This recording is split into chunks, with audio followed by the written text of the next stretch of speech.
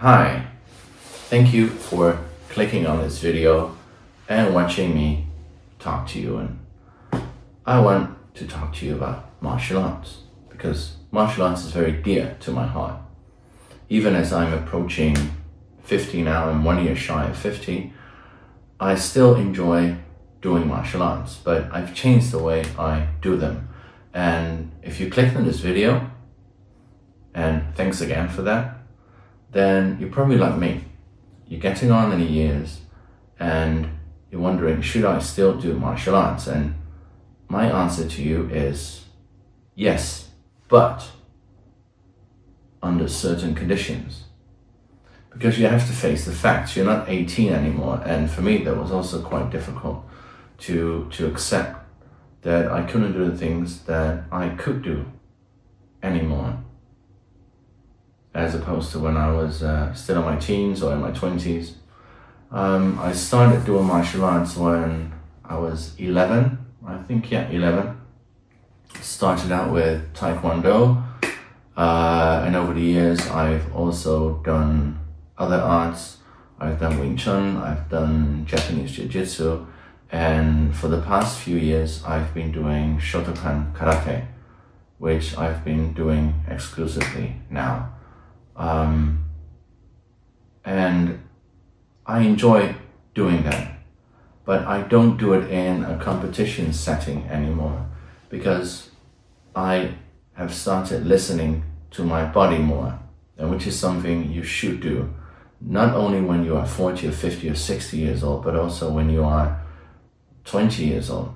Always listen to your body. Because when you're in your teens and your 20s, you feel that you are invincible. You feel like you could take on the world. No one's better than you. Someone challenges you to a sparring match, right here, put on my gloves, let's have at it. I don't do that anymore. I've sparred loads of times when I was younger, and I've always enjoyed sparring. I see sparring as a tool, not as the ultimate goal. That's why I do not really enjoy watching MMA fights or UFC fights. I've respect for the people that do that. If they are respectful to their opponents, which there are quite a few martial artists who do MMA, UFC, K1 and other competitions, and that show respect to their opponents. There are also other martial artists, which I don't have to name, you probably know who they are, who are very disrespectful and do not understand that being a martial artist also carries with it some responsibility. Now, how do I train then? Well, for me, I train at home now. I train solo. And I've been focusing more on breathing exercises, getting my body to be more flexible, still stretching, but not all the way that I can do splits, but just enough so I can kick waist height. Sometimes I try kicking to the head, but I feel it the day after. So try to keep your kicks low, which is also better in a self-defense situation, as far as I'm concerned. That's my opinion.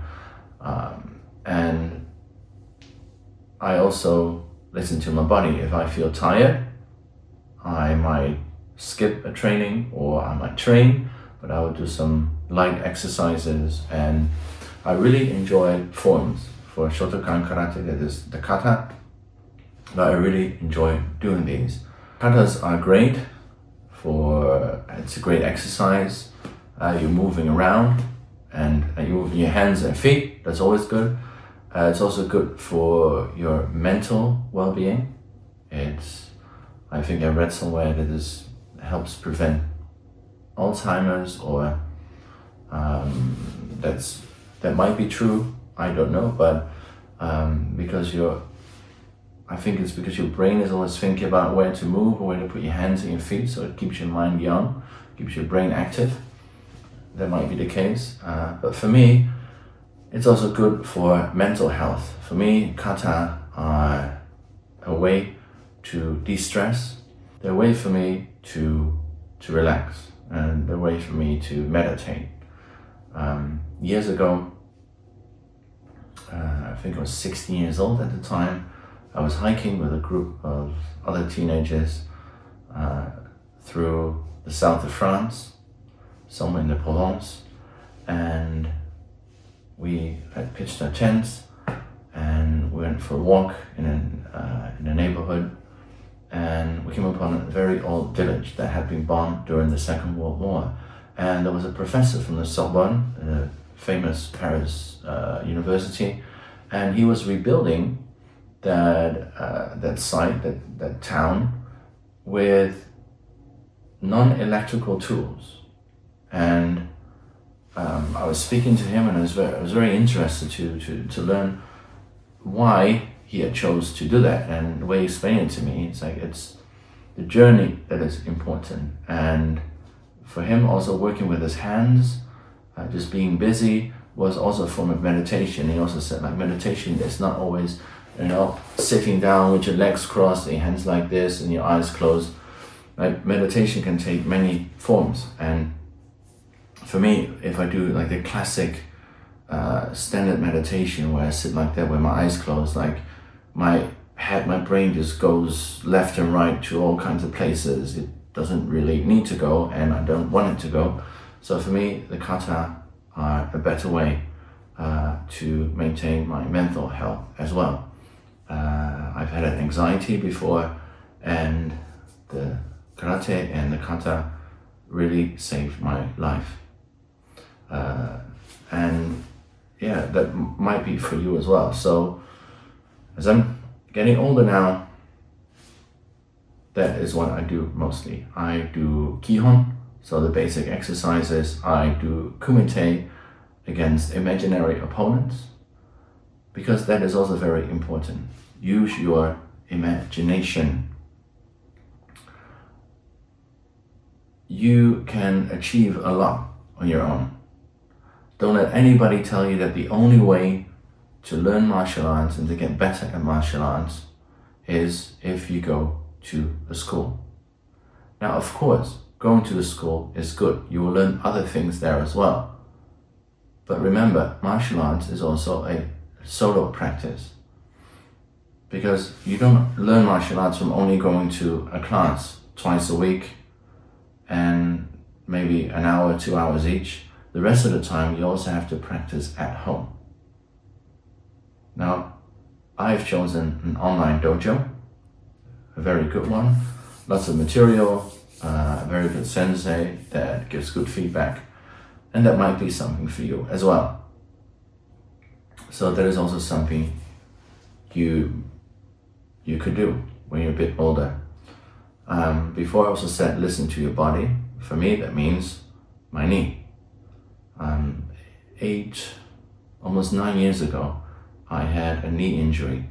I was training at a dojo, and we did a very simple exercise where I had to attack someone. The person had to slowly bring me to the ground. We're just practicing very slowly, almost like a Tai Chi speed. And then my foot got stuck in the mat because the mats were too soft. Later, I found out that it's not good to train on soft mats, basically because of that. So my foot got stuck in the mat and my knee twisted. I heard a pop, or I felt a pop, and then I was lying on the ground shouting all kinds of expletives, and yeah, my knee was swollen, my left knee was swollen like this. And then yeah, it took 6 years for them to find out. That went to various doctors, and then I had one MRI, and then 6 years later they did and that MRI, they said, oh yeah, everything is fine, you can train again. But every time I went to train at a dojo, at a school, and every time I trained, like my knee buckled. Right? So every time I did a kick, or we did some sparring, and especially with Taekwondo, you have to go back and forth very quickly, and my knee just buckled and I didn't feel my lower leg from my upper thigh, and it felt like my legs weren't there. It felt like that my legs weren't there anymore, and I just fell to the ground, which is, everybody's looking at me, what is he doing? I was doing a Maigiri, like a front kick in the air, and I fell to the floor, which sounds very laughable, but to me it was very serious, and it also hurt afterwards. So after 6 years, they found out that actually I had torn my ACL, like it wasn't there anymore. So there's no signal going from lower leg to the upper leg and telling your brain to tighten the muscles and tell your upper leg to put in the extra work to support your lower leg. So that doesn't happen with me. So when my knee is unstable, I just fall down. It doesn't matter how well I train my thighs, my legs. I can do leg day all day, 24/7. I can do leg exercises that I have, like the thighs of Hercules. That will still happen.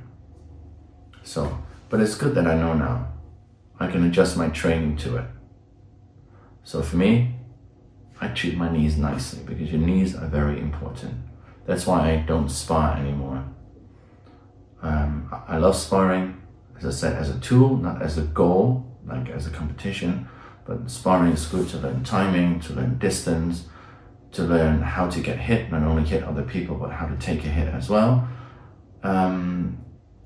And yeah, it's just a fun exercise and a very helpful exercise.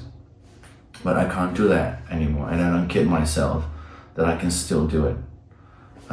But I do other things, so I put more emphasis on other things. I put emphasis on my forms, breathing exercises, because recently I was in Taiwan for a few months, and I was lucky enough to learn some basic white crane exercises, whooping crane, which is a native Taiwanese martial art.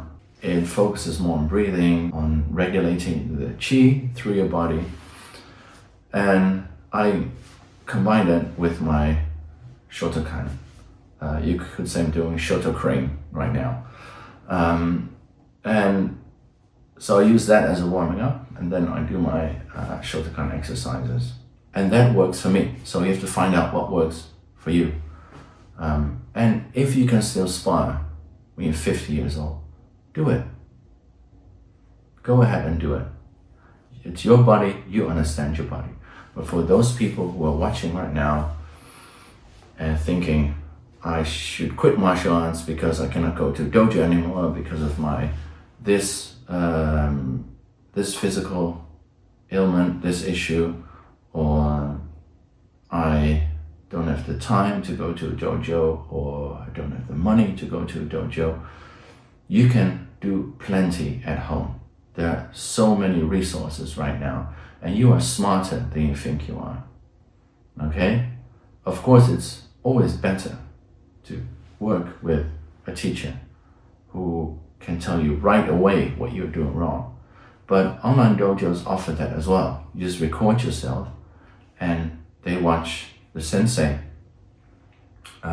watch the video and they give you feedback. You get that feedback a little bit later, but you still get the feedback. And I love it. When I'm off work, I eat, walk my dogs, and then I put in my gi, and then my study is transformed into my dojo, and I just de-stress. Because I watched a video a while ago from Adam Chan, and he also said that a lot of people who have a stressful job, stressful life, in the evenings they go to the gym and they hit the heavy bag a lot. And so during the day you have all this stress, this mental stress. In the evening you put more stress on your body by really stressing it out. And he also advocated for focusing more on meditation, on trying to de-stress and trying to relax your body. And that is what I'm trying to do as well. I still do the exercises, but I don't focus on the heavy hitting part anymore, on the pure fighting part, because martial arts is not only fighting. Martial arts is a lot more. And I found that as I'm approaching 50, I begin to understand that a little bit better. And I think I still understand a little bit of what martial arts really is, but hopefully what I'm saying now will help you as well to keep at it. And if you have any physical limitations, if you feel unwell, if you have an illness, consult with a doctor first. Ask a doctor, if I participate in this activity, if I start this, is it suitable for me? Listen to the experts, of course. But it might be good for you as well. It's good for your physical health, good for your mental health. To train, you have to exercise in a way that is best for you. And only you can tell you that. And of course, an expert who can tell you, okay, this is okay for you to participate in that. It's if you have a heart disease, or if you have something else, consult with a doctor first. But if they tell you it's okay and you feel okay with it, just do it. Take it slowly and learn step by step, because martial arts is a journey. It's learning. It's about life. It will also help you in your work, in your relationship. And that's why for me, martial arts is not a sport. It's not something like, okay, I'll do volleyball and then next year I will do tennis, and then, okay, this year I'll do karate. For me, that is not the case. It's something a lot more. It's a lot more than a sport. It's a physical activity. It's also a mental activity. And you don't only practice martial arts, you also study martial arts. So read books about it, watch documentaries. It's more than just physical activity, a sport. And which martial arts to pick? Well, just shop around. Just go watch some YouTube videos. If you have a bad back, bad knees, I wouldn't suggest doing something like judo or jiu-jitsu, because you have to roll around, and it's fun, but it's also difficult to practice solo. So yeah, if you want to do something like that, a grappling art, definitely visit a school, but also a school that also not only has very young people in it, but also people your own age, where you know they will take into account that you're not that young anymore, and you also have different needs than the younger generation training there. Martial arts is just a very good activity, especially, not even, but especially when you are older. And if you haven't practiced martial arts for a long time, like I've been practicing martial arts since I was 11, but if you are 50 or 60 and you haven't tried it, just try it, okay? And don't start with something like Muay Thai and think you can get into the ring in 3 months. I mean, if you can still do that when you're 60, fine. Okay, kudos to you. But take it slowly, take it step by step, build up your strength, build up a bit of cardio, work a lot on your chi, because that is something that a lot of martial artists forget. They focus on the punching, on the kicking, and they use their muscles a lot. And muscles, of course, you use muscles. It's ridiculous when people say, oh, you shouldn't use your muscles. Well, then what? I'm just like a mollusk, just lying there. You have to use your muscle, but your muscle is more for guiding, for structure, for telling your bones, telling your tendons, telling your body where to go. But the true strength comes from relaxing. It comes from your chi flowing through your body. And the only way to learn that is to practice it. Practice Qigong exercises. In Chinese, you have the Gong Fu, right? You have Kung Fu. Gong Fu just means a skill you've acquired over the years, something that you've learned. Switch my legs here because it's a little bit uncomfortable. Now it's a little bit better. Okay, I'm not meditating, I'm talking to you. So, Kung Fu, the Gong Fu can be anything. It can be in cooking, it can be in dancing, it can be anything. Just a skill that you've mastered, you've put in the effort to acquire that skill and you're good at it. Or you're bad Gong Fu or good Kung Fu. But in martial arts, everything is together. So the breathing exercises and also the fighting, the flexibility exercises, that's all together. But I don't know when, maybe 100 years ago, 200 years ago, but they separated it. Okay, so we have the Wugong, which is the Wu, the martial side, the fighting side, and then you have the Qigong, which is the Qi Gong Fu, the Qi exercises. So you have people who purely practice the Wugong, like the fighting with the spears, and the swords and the punching and kicking, and you also have like the people who only practice the Qigong. They stand there and they move their hands, and maybe you've seen them in a park somewhere or on YouTube, on TV. But for martial arts, these two things are not separate. They have to be together. That's also something you can practice at home.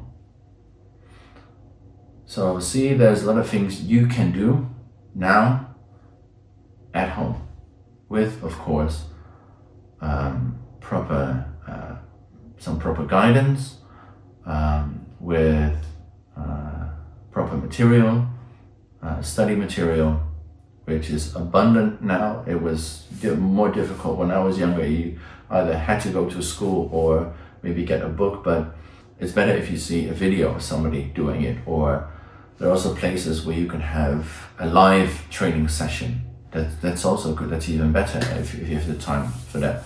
For me, that's not the case because I don't know when I can train. I know I can train every day, but it's not always at the same time. So I cannot commit to, let's say, okay, from 7 till 8, I reserve that time to practice. Sometimes a little bit after 7, sometimes before 7, sometimes maybe 8. It depends. So there's a lot of things that you can do. I keep repeating that because it is true.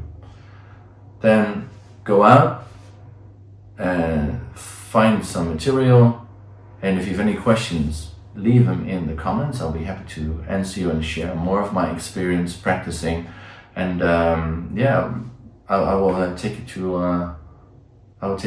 a training session, a very quick training session, and I can show you what I do, some warming up exercises and some exercises for my knees, maybe some other things, some simple kicking and punching, some kata techniques, maybe some qigong exercises I can show you that might be helpful for you. So if you want to see that, also leave a comment and I'll make a video about that. Okay, hope you found this talk interesting. I sure did. I really like sharing this with you, and I also hope this is helpful to you. Have a very good day or evening wherever you are, and I will see you in the next one.